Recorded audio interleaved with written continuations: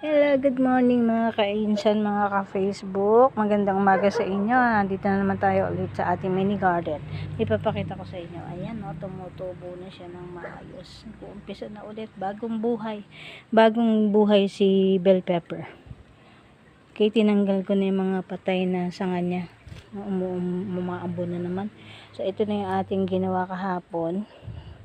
Ilagay ko sila sa ulanan para mamatay, mawala yung mga langgam bago tayo magtanim. O ito na yung ating pinepeste si mga langgam talagang hindi maiwasan. Ayan pinepeste.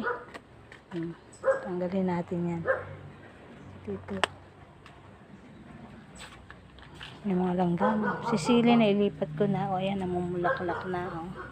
Yung bulaklak na siya. Ayan, nakita nyo kasi pinagtatanggal ko yung mga sobrang dahon para tumubo ulit ang bago. At yung ating kamatis na inilipat, na-survive niya. Ayan siya, palaki na yan.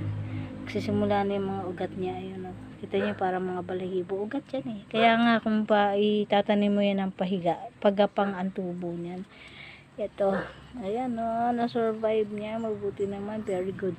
Alam niyo itong breed ng kamatis na to nabili ko sa palengke, mukhang hindi siya tinamaan ng di ba ang kadalasan sakit ng mga kamatis yung puti na lumili niya ng ganon. I forgot the name. Ito, tingnan mo, patay na rin. Kinukulubot kasi nga kulang sa calcium.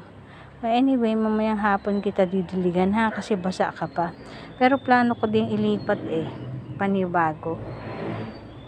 Ayan nililipat ko siya panibago. Kasi tingnan mo yung dalawa, ang bilis na lumaki kasi nakakahinga na sila. Unlike yung lupa, malagkit, nakita nyo naman, ayan ang lupa diba? Namumuo siya pag sobrang tubig.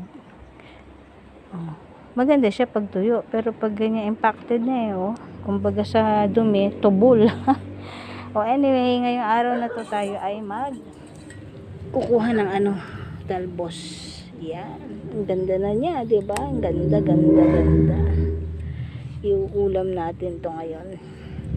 Kasi kung hindi ko siya kukunin ngayon, maunahan ako ng peste. Sayang ang import ni madam.